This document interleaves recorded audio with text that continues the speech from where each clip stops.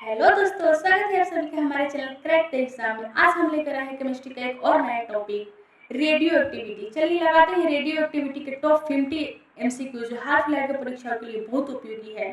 तो एक भी क्वेश्चन को स्किप ना करें गाइस और वीडियो में लास्ट तक बने रहें। चलिए देखते हैं आज का पहला सवाल।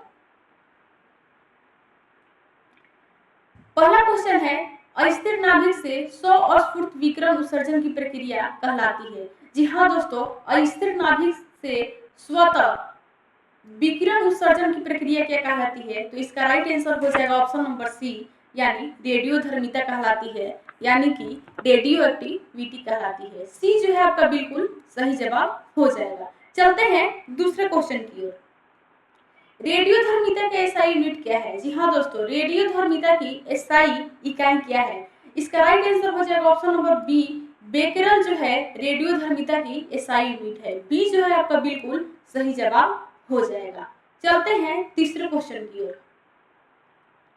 तीसरा क्वेश्चन है, 1 क्यूरी बराबर क्या होता है? जी हाँ दोस्तों, 1 क्यूरी बराबर क्या होता है? इसका राइट आंसर होगा ऑप्शन नंबर ए, 3.7 गुना 10 के पावर 10 अपघटन पर सेकेंड होता है। ये जो है आपका बिल्कुल सही जवाब हो जाएगा। 1 क्यूरी बराबर क्या होता है दोस्तों? 3.7 गुने 10 के पावर 10 अपघटन पर सेकेंड होता है। अपघटन पर सेकेंड होता है। ये जो है आपका बिल्कुल सही जवाब हो जाएगा। चलते हैं नेक्स्ट क्वेश्चन की ओर। इनमें से कौन सा विकिरण प्रकार नहीं है? जी हाँ दोस्तों, इनमें से कौन सा जो है विकिरण का प्रकार नहीं है? तो इसका राइट आंसर हो जाएगा ऑप्शन नंबर डी, यानी डेल्टा जो है विकिरण का प्रकार नहीं है। डेल्टा जो है क्या है दोस्तों? डेल्टा का ये सिंबल होता है। डेल्टा जो है विकिरण का प्रकार नहीं है। डी जो है आपका बिल्कुल सही जवाब हो जाएगा। अल्फा बीटा गामा नहीं होगा, डेल्टा जो है विकिरण का प्रकार नहीं है। चलते हैं नेक्स्ट क्वेश्चन की ओर। अल्फा कण क्या होते हैं? जी हाँ दोस्तों, अल्फा कण जो होते हैं वो क्या होते हैं? इसका राइट आंसर होगा हीलियम नाभिक। ऑप्शन नंबर ए जो है बिल्कुल सही जवाब हो जाएगा। अल्फा के जो कण होते हैं वो क्या होते हैं? हीलियम नाभिक होते हैं। चलते हैं नेक्स्ट क्वेश्चन की ओर। बीटा कण क्या होते हैं? जी हाँ दोस्तों, बीटा कण आपसे पूछा गया है कि बीटा कण क्या होते हैं। बीटा कण जो होते हैं दोस्तों वो होते हैं ऋण आवेशित इलेक्ट्रॉन होते हैं। ऑप्शन नंबर बी जो है आपका बिल्कुल सही जवाब हो जाएगा। बीटा का सिंबल ऐसे होता है, बी बड़ा और ये थोड़ा सा छोटा होता है। ऐसे जो है ये है जो बीटा का सिंबल है। तो बीटा कण जो होते हैं ऋण आवेशित क्या होते हैं? इलेक्ट्रॉन होते हैं। ऑप्शन नंबर बी जो है आपका बिल्कुल सही जवाब हो जाएगा। चलते हैं नेक्स्ट क्वेश्चन की ओर। गामा किरणें होती है। जी हाँ दोस्तों, गामा किरणें कैसी होती है? गामा किरणें जो होती है वो विद्युत चुंबकीय तरंगी होती है, यानी इलेक्ट्रिक मैग्नेटिक वेव होती है, विद्युत चुंबकीय तरंग होती है। गामा किरणें का सिंबल जो है ऐसे हो जाएगा दोस्तों। गामा किरणें का जो ये सिंबल है वाई की तरह रहता है और ऐसे रहता है। गामा किरणें का ये जो सिंबल है, ऑप्शन नंबर बी जो है आपका बिल्कुल सही जवाब हो जाएगा। चलते हैं नेक्स्ट क्वेश्चन की ओर। इनमें से किसकी भेदन क्षमता सबसे अधिक होती है? जी हाँ दोस्तों, इनमें से किसकी जो है पेनिट्रेटिंग पावर सबसे अधिक होती है? इसका राइट आंसर हो जाएगा ऑप्शन नंबर सी, गामा किरणों की जो है सबसे भेदन क्षमता अधिक होती है। सी जो है आपका बिल्कुल सही जवाब हो जाएगा। अल्फा बीटा और प्रोटॉन ये तीनों ऑप्शंस नहीं होंगे। गामा जो है, गामा किरणें जो होती हैं वो क्या होती हैं? सबसे अधिक भेदन क्षमता वाली होती है। इसीलिए इसका सी जो है बिल्कुल सही जवाब हो जाएगा। चलते हैं नेक्स्ट क्वेश्चन की ओर। इनमें से किसकी भेदन क्षमता सबसे कम है? जी हाँ दोस्तों, इनमें से पेनिट्रेटिंग पावर जो है सबसे कम किसकी है? तो इसका राइट आंसर हो जाएगा ऑप्शन नंबर ए जो है आपका बिल्कुल सही जवाब हो जाएगा। अल्फा की जो है, अल्फा की जो भेदन क्षमता है वो सबसे कम होती है। ये जो है आपका बिल्कुल सही जवाब हो जाएगा। चलते हैं नेक्स्ट क्वेश्चन की ओर। 10वां क्वेश्चन है, अर्ध आयु का क्या अर्थ है? जी हाँ दोस्तों, हाफ लाइफ का अर्थ क्या है? इसका राइट आंसर हो जाएगा ऑप्शन नंबर ए, आधे परमाणुओं का विघटन होने का समय। क्या है दोस्तों? आधे परमाणुओं का विघटन होने का जो समय है वो है अर्ध आयु कहलाता है। क्या कहलाता है? हाफ लाइफ कहलाता है। इसलिए ए जो है इसका बिल्कुल सही जवाब हो जाएगा। चलते हैं नेक्स्ट क्वेश्चन की ओर। कार्बन 14 की अर्ध आयु है? जी हाँ दोस्तों, C40 की अर्ध आयु पूछी गई है। इसका राइट आंसर हो जाएगा ऑप्शन नंबर ए, यानी 5730 वर्ष है। 5730 वर्ष जो है, ईयर्स जो है वो क्या है? कार्बन 14 की अर्धवायु है, यानी कि हाफ लाइफ है। तो इसलिए ए जो है इसका बिल्कुल सही जवाब हो जाएगा। चलते हैं नेक्स्ट क्वेश्चन की ओर। जीवाश्मों की आयु ज्ञात करने में प्रयुक्त समस्थानिक है? जी हाँ दोस्तों, आपसे पूछा गया है जीवाश्म जो होते हैं उनमें आयु ज्ञात करने के लिए समस्थानिक क्या है, आइसोटोप क्या है? आइसोटोप पूछा गया है आपसे। समस्थानिक वो होते हैं जिनमें परमाणु संख्या जो होती है समान होती है और द्रव्यमान संख्या जो होती है वो भिन्न भिन्न होती है, इसीलिए समस्थानिक उसको बोलते हैं। तो जीवाश्मों में आयु ज्ञात करने में जो प्रयुक्त समस्थानिक होती है वो होती है C14, यानी कार्बन 14 जो है, कार्बन 14 जो है वो क्या है? जीवाश्मों में आयु ज्ञात करने के लिए एक समस्थानिक है।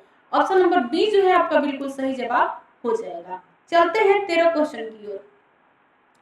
कैंसर के इलाज में प्रयुक्त समस्थानिक है? जी हाँ दोस्तों, कैंसर के इलाज में जो समस्थानिक प्रयुक्त होता है वो कौन सा है? तो इसका राइट आंसर हो जाएगा ऑप्शन नंबर सी, कोबाल्ट 60 है। क्या है? कोबाल्ट 60 जो है वो एक ऐसा समस्थानिक है जिसे हम लोग कैंसर के इलाज में प्रयुक्त करते हैं, हम लोग कैंसर का ट्रीटमेंट करते हैं। ऑप्शन नंबर सी जो है आपका बिल्कुल सही जवाब हो जाएगा। चलते हैं नेक्स्ट क्वेश्चन की ओर। रेडियोधर्मिता मापने का यंत्र है? जी हाँ दोस्तों, रेडियो एक्टिविटी जो मापने का यंत्र है वो हो जाएगा Geiger Muller counter. Option number C जो है आपका बिल्कुल सही जवाब हो जाएगा। गिगर मुलर काउंटर जो है, गिगर मुलर काउंटर जो है रेडियो एक्टिविटी मापने का एक इंस्ट्रूमेंट है। चलते हैं नेक्स्ट क्वेश्चन की ओर। रेडियोधर्मिता की खोज किसने की थी? जी हाँ दोस्तों, रेडियो एक्टिविटी की खोज किसने की थी? तो इसका राइट आंसर हो जाएगा हेनरी बेकरल ने रेडियो एक्टिविटी की खोज की थी। ऑप्शन नंबर बी जो है आपका बिल्कुल सही जवाब हो जाएगा। मैरी क्यूरी, रदरफोर्ड, आइंस्टाइन नहीं होंगे, रेडियोधर्मिता की जो खोज है वो हेनरी बेकरल ने की थी। चलते हैं 16 क्वेश्चन की ओर। विकिरण खुराक की एसआई इकाई है? जी हाँ दोस्तों, रेडिएशन डोज की इकाई यूनिट पूछी गई है। रेडिएशन डोज की जो एसआई यूनिट होती है वो है ग्रे होती है। ऑप्शन नंबर ए जो है आपका बिल्कुल सही जवाब हो जाएगा। विकिरण खुराक की जो एसआई यूनिट होती है वो होती है ग्रे। चलते हैं नेक्स्ट क्वेश्चन की ओर। एक ग्रे बराबर क्या होता है? जी हाँ दोस्तों, एक ग्रे बराबर होता है 1 जूल पर किलोग्राम होता है। ऑप्शन नंबर ए जो है आपका बिल्कुल सही जवाब हो जाएगा। 1 जूल पर केजी, 1 जूल पर केजी जो होता है, पर किलोग्राम जो होता है वो क्या होता है? 1 ग्रे बराबर होता है। 1 ग्रे बराबर क्या होता है? 1 किलोग्राम पर केजी होता है। चलते हैं 18वें क्वेश्चन की ओर। सीवॉट इकाई किसे मापी जाती है? जी हाँ दोस्तों, सीवॉट की जो इकाई है वो किसे मापी जाती है? तो इसका राइट आंसर हो जाएगा ऑप्शन नंबर बी, जैविक प्रभाव यानी डोज इक्विवेलेंट मापी जाती है। जो सीवॉट इकाई है वो जैविक प्रभाव को ऐसे बोल लीजिए, जैविक प्रभाव को हम लोग सीवॉट इकाई से मापते हैं। तो बी जो है आपका बिल्कुल सही जवाब हो जाएगा। चलते हैं अगले क्वेश्चन की ओर। 19वां क्वेश्चन है, कौन से विकिरण विद्युत एवं चुंबकीय क्षेत्र में मुड़ जाते हैं? ऐसा कौन सा जो विकिरण है जो विद्युत और चुंबकीय दोनों क्षेत्र में क्या होते हैं? मुड़ जाते हैं। तो इसका राइट आंसर हो जाएगा ऑप्शन नंबर ए, अल्फा और बीटा कण ऐसे होते हैं। अल्फा और बीटा कण जो है ऐसे हैं जो क्या होते हैं? चुंबकीय और विद्युत क्षेत्र में मुड़ जाते हैं। ऑप्शन नंबर ए जो है आपका बिल्कुल सही जवाब हो जाएगा। चलते हैं नेक्स्ट क्वेश्चन की ओर। 20वां क्वेश्चन है, कौन से विकिरण विद्युत एवं चुंबकीय क्षेत्र से अप्रभावित रहते हैं? जी हाँ दोस्तों, कौन सा जो विकिरण है विद्युत एवं चुंबकीय क्षेत्र से क्या होते हैं? अप्रभावित रहते हैं। तो इसका राइट आंसर हो जाएगा ऑप्शन नंबर सी, गामा किरणें जो है वो क्या होती है? विकिरण और चुंबकीय क्षेत्र से अप्रभावित रहती है। ऑप्शन नंबर सी जो है आपका बिल्कुल सही जवाब हो जाएगा। चलते हैं नेक्स्ट क्वेश्चन की ओर। कृत्रिम रेडियोधर्मिता की खोज किसने की? आर्टिफिशियल रेडियो एक्टिविटी की खोज किसने की? जी हाँ दोस्तों, आर्टिफिशियल रेडियो एक्टिविटी की जो खोज की उनका नाम है Curie M Joliot. Curie M Joliot जो है वो आर्टिफिशियल रेडियो एक्टिविटी की खोज की थी। ऑप्शन नंबर सी जो है आपका बिल्कुल सही जवाब हो जाएगा। चलते हैं नेक्स्ट क्वेश्चन की ओर। 22वां क्वेश्चन है रेडियोधर्मी क्षय है यानी रेडियोधर्मी डीके क्या है दोस्तों? ये क्वेश्चन में आपसे पूछा गया है। रेडियोधर्मी क्षय है, रेडियोधर्मी जो क्षय है एक प्रकार का क्या है? नाभिकीय प्रतिक्रिया है। ऑप्शन नंबर सी जो है आपका बिल्कुल सही जवाब हो जाएगा। रेडियोधर्मी जो डीके है एक प्रकार का नाभिकीय प्रतिक्रिया है। चलते हैं नेक्स्ट क्वेश्चन की ओर। नाभिकीय विखंडन में द्रव्यमान दोष किसमें बदल जाता है? यानी कि मास इफेक्ट जो होता है वो किसमें बदल जाता है? नाभिकीय विखंडन की जब प्रक्रिया होती है तो उसमें मास डिफेक्ट जो होता है वो किसमें बदल जाता है? इसका राइट आंसर होगा ऑप्शन नंबर बी, यानी ऊर्जा में बदल जाता है, एनर्जी में बदल जाता है। ऑप्शन नंबर बी जो है आपका बिल्कुल सही जवाब हो जाएगा। चलते हैं 24वें क्वेश्चन की ओर। परमाणु रिएक्टर किस सिद्धांत पर कार्य करता है? जी हाँ दोस्तों, परमाणु रिएक्टर जो है किस सिद्धांत पर काम करता है? इसे MVVI में रख लेंगे। ये क्वेश्चन बार बार एग्जामों में देखने को मिलता है कि परमाणु रिएक्टर जो है किस सिद्धांत पर काम करता है। इसका राइट आंसर हो जाएगा ऑप्शन नंबर ए, नियंत्रित नाभिकीय विखंडन पर परमाणु रिएक्टर जो है काम करता है। ऑप्शन नंबर ए जो है आपका बिल्कुल सही जवाब हो जाएगा। चलते हैं 25वें क्वेश्चन की ओर। परमाणु रिएक्टर में मॉडरेटर के रूप में क्या प्रयुक्त होता है? जी हाँ दोस्तों, परमाणु रिएक्टर में जो मॉडरेटर प्रयुक्त होता है वो कौन सा होता है? मॉडरेटर के रूप में क्या प्रयुक्त होता है? मॉडरेटर के रूप में जो प्रयुक्त होता है वो है ग्रेफाइट और भारी जल। क्या होता है दोस्तों? ग्रेफाइट और भारी जल जो है यानी हेवी वाटर जो है वो मॉडरेटर के रूप में प्रयुक्त होता है, ग्रेफाइट और भारी जल। ऑप्शन नंबर सी जो है आपका बिल्कुल सही जवाब हो जाएगा। चलते हैं अगला क्वेश्चन की ओर। पहला कृत्रिम परमाणु रिएक्टर किसने बनाया था? पहला आर्टिफिशियल परमाणु रिएक्टर किसने बनाया था? इसका राइट आंसर हो जाएगा दोस्तों ऑप्शन नंबर बी, यानी फर्मी ने बनाया था। इनका पूरा नाम है एनरिको फर्मी। जो इन्होंने परमाणु रिएक्टर बनाया उसका नाम है शिकागो पाइल 1। शिकागो पाइल 1 जो है जो पहला इन्होंने एटॉमिक रिएक्टर जो बनाया था उसका नाम इन्होंने शिकागो पाइल 1 दिया था। इनका पूरा नाम है दोस्तों एनरिको फर्मी। पहला कृत्रिम परमाणु रिएक्टर इन्होंने बनाया था Enrico Fermi. Rutherford Einstein Bohr नहीं होगा, ये जो है एनरिको फर्मी ने पहला कृत्रिम परमाणु रिएक्टर का उपयोग किया यानी बनाया था। ऑप्शन नंबर बी जो है आपका बिल्कुल सही जवाब हो जाएगा। चलते हैं नेक्स्ट क्वेश्चन की ओर। अधिकांश विद्युत उत्पादक परमाणु रिएक्टरों में ईंधन क्या होता है? अधिकांश विद्युत उत्पादक रिएक्टरों में ईंधन के रूप में क्या होता है? जो होता है दोस्तों उसका नाम है यूरेनियम 235। क्या है? यूरेनियम 235।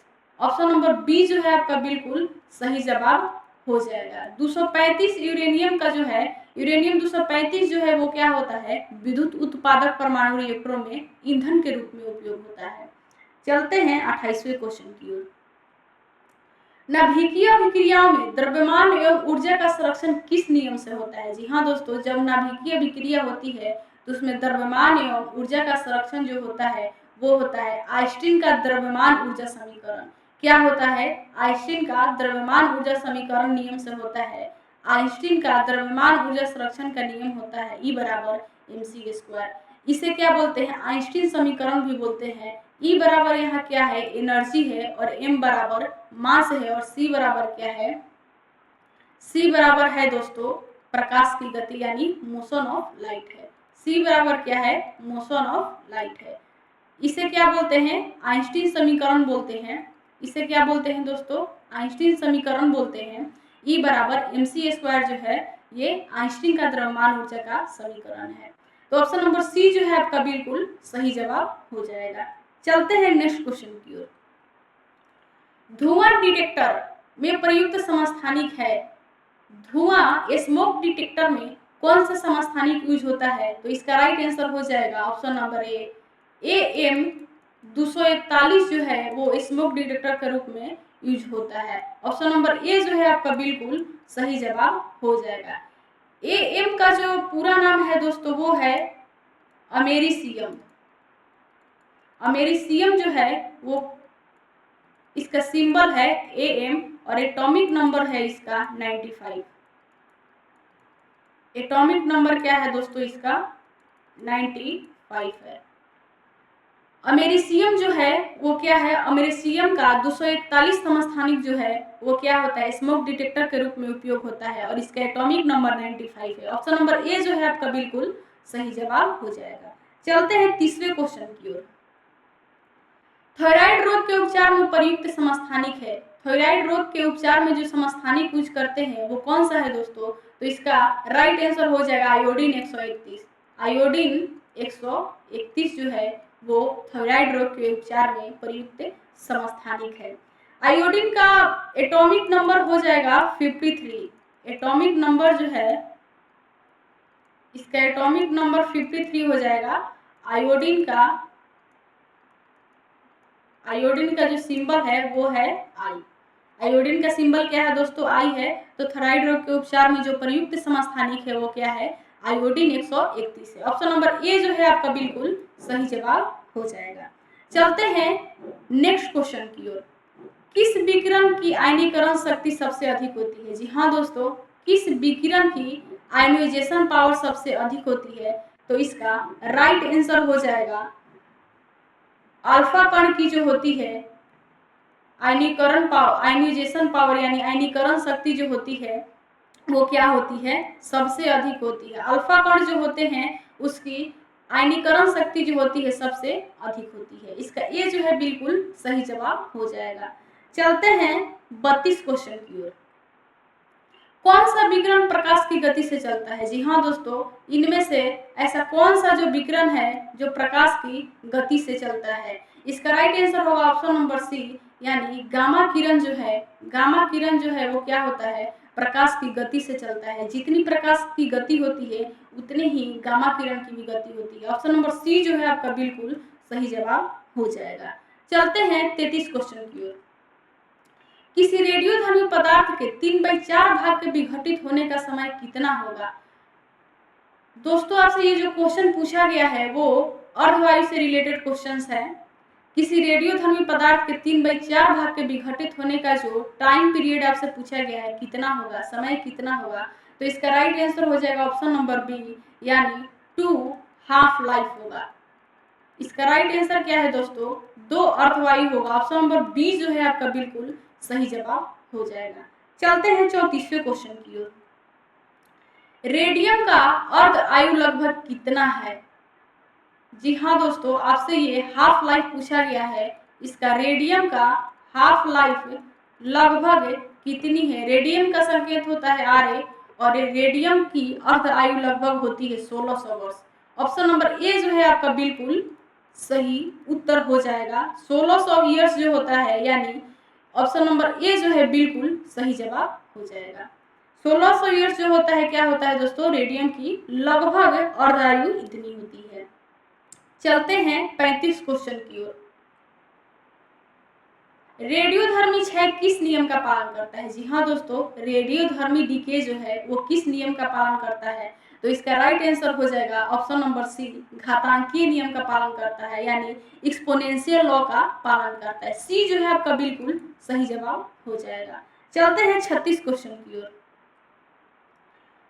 परमाणु बम किस सिद्धांत पर कार्य करता है? ये जो क्वेश्चन है दोस्तों बार बार एग्जाम में देखने को मिलता है, इसे MVVI में रख लेंगे। ये जो है क्वेश्चन बार बार एग्जाम्स में देखने को मिलता है। परमाणु बम किस सिद्धांत पर कार्य करता है?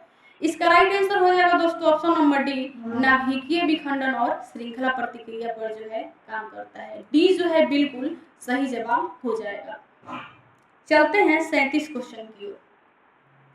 हाइड्रोजन बम किस सिद्धांत पर आधारित है? जी हाँ दोस्तों, ये भी जो क्वेश्चन है मोस्ट VVI है, ये भी क्वेश्चन एग्जाम में कई बार देखने को मिलता है। हाइड्रोजन बम किस सिद्धांत पर आधारित है? इसका राइट आंसर हो जाएगा दोस्तों, हाइड्रोजन बम जो है संलयन नाभिकीय संलयन पर आधारित है। बी जो है इसका बिल्कुल सही जवाब हो जाएगा। नाभिकीय संलयन पर जो है क्या है, हाइड्रोजन बम आधारित है, यानी नाभिकीय संलयन पर हाइड्रोजन बम कार्य करता है। चलते हैं नेक्स्ट क्वेश्चन की ओर। नाभिकीय रिएक्टर में न्यूट्रॉन अवशोषक कौन है, यानी न्यूट्रॉन ऑब्जर्वर कौन सा है? इसका राइट आंसर हो जाएगा दोस्तों कैडियम, यानी CD। कैडियम का संकेत होता है CD। ऑप्शन नंबर बी जो है बिल्कुल सही जवाब हो जाएगा। नाभिकीय रिएक्टर में जो न्यूट्रॉन अवशोषक होता है वो कैडियम होता है। चलते हैं नेक्स्ट क्वेश्चन की ओर। व्यवहार करता है स्ट्रांसियम 90 किसके समान? स्ट्रांसियम 90 जो है दोस्तों किसके समान व्यवहार करता है? तो इसका राइट आंसर हो जाएगा कैल्शियम। कैल्शियम का संकेत होता है Ca और इसका एटॉमिक नंबर 20 होता है। तो ये जो है आपका बिल्कुल सही जवाब हो जाएगा। कैल्शियम जो है स्ट्रांसियम 90 की तरह व्यवहार करता है। स्ट्रांसियम का संकेत हो जाएगा SR। चलिए चलते हैं नेक्स्ट क्वेश्चन की ओर। 40 क्वेश्चन। परमाणु घड़ी एटॉमिक क्लॉक किस पर आधारित है? जी हाँ दोस्तों, परमाणु घड़ी जो है किस पर आधारित है? एटॉमिक क्लॉक जो है किस पर आधारित है? तो इसका राइट आंसर हो जाएगा ऑप्शन नंबर बी, यानी सीजियम 133 पे आधारित है। सीजियम का संकेत होता है CS और इसका एटॉमिक नंबर होता है इसका एटॉमिक नंबर दोस्तों 55 होता है, यानी 55 होता है, 55 होता है और इसका संकेत CS होता है। तो परमाणु घड़ी जो होती है वो सीजियम 133 पर कार्य करती है। ऑप्शन नंबर बी जो है आपका बिल्कुल सही जवाब हो जाएगा। चलते हैं 41 क्वेश्चन की ओर। एक्सरे की खोज किसने की थी? जी हाँ दोस्तों, ये भी जो क्वेश्चन है MVVI है, यानी मोस्ट VVI है। एक्सरे की खोज जो की थी वो उस व्यक्ति का नाम है विलियम रोंटगन। रोंटगन ने क्या की थी? एक्सरे की खोज की थी और वो भी 1895 ईस्वी में इन्होंने क्या की? एक्सरे की खोज की थी। एक्सरे किरण की खोज की थी 1895 ईस्वी में विलियम रोंटगन ने। चलते हैं 42 क्वेश्चन की ओर। रेडियोधर्मी तत्वों का रासायनिक गुण किस पर निर्भर करता है? जी हाँ दोस्तों, रेडियोधर्मी जो एलिमेंट होते हैं उनके केमिकल प्रॉपर्टी जो होती है किस पर निर्भर करती है? तो इसका राइट आंसर हो जाएगा ऑप्शन नंबर बी, इलेक्ट्रॉनों पर निर्भर करती है। बी जो है आपका बिल्कुल सही जवाब हो जाएगा। क्या करती है? इलेक्ट्रॉनों पर निर्भर करती है। नाभिक और न्यूट्रॉन प्रोटॉन ये तीनों नहीं होंगे, इलेक्ट्रॉन जो है इसका सही उत्तर है। रेडियोधर्मी तत्व का रासायनिक गुण जो है इलेक्ट्रॉनों पर निर्भर करता है। चलते हैं 43 क्वेश्चन की ओर। परमाणु ऊर्जा उत्पादन का मुख्य लाभ क्या है? जी हाँ दोस्तों, जब हम परमाणु ऊर्जा का उत्पादन करते हैं तो उसका मुख्य लाभ क्या है? सस्ती ऊर्जा, स्वच्छ ऊर्जा, अधिक मात्रा में ऊर्जा, उपयुक्त सभी। डी जो है इसका बिल्कुल सही जवाब हो जाएगा, उपयुक्त सभी। सस्ती ऊर्जा, स्वच्छ ऊर्जा, अधिक मात्रा में ऊर्जा जो है परमाणु ऊर्जा उत्पादन का मुख्य लाभ है। चलते हैं 44 क्वेश्चन की ओर। गिगर मुलर काउंटर किसे मापने के लिए प्रयोग किया जाता है? जी हाँ दोस्तों, गिगर मुलर काउंटर जो है वो किसे मापने के लिए प्रयोग किया जाता है? तो इसका राइट आंसर हो जाएगा ऑप्शन नंबर बी, यानी विकिरण को मापने के लिए जो है गिगर मुलर काउंटर का उपयोग किया जाता है। ऑप्शन नंबर बी जो है आपका बिल्कुल सही जवाब हो जाएगा। चलते हैं 45 क्वेश्चन की ओर। रेडियोधर्मिता शब्द का प्रयोग सबसे पहले किसने किया था? जी हाँ दोस्तों, रेडियो एक्टिविटी शब्द का प्रयोग जो है सबसे पहले किसने किया था? तो इसका राइट आंसर हो जाएगा मैरी क्यूरी, यानी बी जो है आपका बिल्कुल सही जवाब हो जाएगा। मैरी क्यूरी ने रेडियोधर्मिता शब्द का सबसे पहले प्रयोग किया था। चलते हैं नेक्स्ट क्वेश्चन की ओर। सूर्य से निकलने वाली ऊर्जा किस प्रक्रिया से आती है? जी हाँ दोस्तों, ये भी क्वेश्चंस कभी कभी एग्जाम्स में देखने को मिल जाता है कि सूर्य से जो निकलने वाली ऊर्जा है वो किस प्रक्रिया से आती है? तो इसका राइट आंसर होगा ऑप्शन नंबर बी, यानी संलयन प्रक्रिया से आती है। बी जो है बिल्कुल सही जवाब हो जाएगा। नाभिकीय संलयन प्रक्रिया से जो है सूर्य से निकलती हुई ऊर्जा आती है। इसका राइट आंसर क्या हो जाएगा दोस्तों? ऑप्शन नंबर बी जो है बिल्कुल सही जवाब हो जाएगा। चलते हैं नेक्स्ट क्वेश्चन की ओर। नाभिकीय ऊर्जा उत्पादन में सबसे महत्वपूर्ण तत्व कौन सा है? जी हाँ दोस्तों, नाभिकीय ऊर्जा का जब उत्पादन होता है तो सबसे इंपॉर्टेंट मेटल कौन सा है? इसका राइट आंसर हो जाएगा ऑप्शन नंबर बी, यानी यूरेनियम है। यूरेनियम का ये सिंबल है दोस्तों, यूरेनियम का ये क्या है? सिंबल है यू, बड़ा यू रहता है, स्मॉल यू नहीं रहता। तो बी जो है आपका बिल्कुल सही जवाब हो जाएगा। नाभिकीय ऊर्जा उत्पादन में सबसे महत्वपूर्ण तत्व जो है वो क्या है? यूरेनियम है। चलते हैं 48 क्वेश्चन की ओर। किस प्रकार की किरणें इलेक्ट्रोमैग्नेटिक वेव नहीं होती? किस प्रकार की किरणें जो होती हैं दोस्तों विद्युत चुंबकीय तरंग नहीं होती? इलेक्ट्रोमैग्नेटिक वेव का मतलब होता है विद्युत चुंबकीय तरंगे। ये जो कणें हैं अल्फा कण है, ऑप्शन नंबर सी जो है आपका बिल्कुल सही जवाब है। अल्फा कण जो होती है वो क्या होती है? विद्युत चुंबकीय तरंगे, इलेक्ट्रोमैग्नेटिक वेव नहीं होती है। ऑप्शन नंबर सी जो है आपका बिल्कुल सही जवाब हो जाएगा। चलते हैं नेक्स्ट क्वेश्चन की ओर। परमाणु रिएक्टर में कूलेंट का क्या काम है? परमाणु रिएक्टर होता है दोस्तों, उसमें कूलेंट का काम क्या है? इसका राइट आंसर हो जाएगा ऑप्शन नंबर बी, नाभिकीय ईंधन को ठंडा करना, न्यूट्रॉन को धीमा करना, ऊर्जा उत्पादन रोकना, रेडियोधर्मिता बढ़ाना। ये तीनों जो ऑप्शन है ये नहीं होगा। ये क्या होता है? कूलिंग का काम करता है, नाभिकीय ईंधन को क्या करता है? ठंडा करने का काम करता है। ऑप्शन नंबर बी जो है आपका बिल्कुल सही जवाब हो जाएगा। आज का लास्ट क्वेश्चन देखते हैं, 50वां क्वेश्चन। परमाणु ऊर्जा का शांतिपूर्ण उपयोग कौन सा है? जी हाँ दोस्तों, परमाणु ऊर्जा का जो शांतिपूर्ण उपयोग है वो है बिजली उत्पादन। ऑप्शन नंबर सी जो है आपका बिल्कुल सही जवाब हो जाएगा। बिजली उत्पादन जो है परमाणु ऊर्जा का सबसे महत्वपूर्ण स्रोत है। परमाणु ऊर्जा शांतिपूर्ण उपयोग कौन सा है? तो इसका राइट आंसर हो जाएगा ऑप्शन नंबर सी, बिजली उत्पादन। बिजली उत्पादन बड़े बड़े क्या होते हैं दोस्तों? पावर प्लांट लगे रहते हैं, जैसे तारापुर में है, नागौर में है, ये बड़े बड़े क्या हैं? पावर प्लांट लगे हैं बिजली को अधिक से अधिक मात्रा में उत्पादन करने के लिए। तो इसका सी जो है बिल्कुल सही जवाब हो जाएगा। तो कैसा लगा आज आप सभी को ये वीडियो गाइस? कमेंट में जरूर बताएं और ये भी बताएं कि किसका कितना सही हुआ।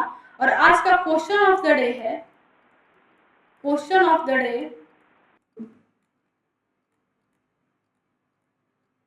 क्वेश्चन ऑफ द भारत का पहला परमाणु रिएक्टर का नाम क्या है?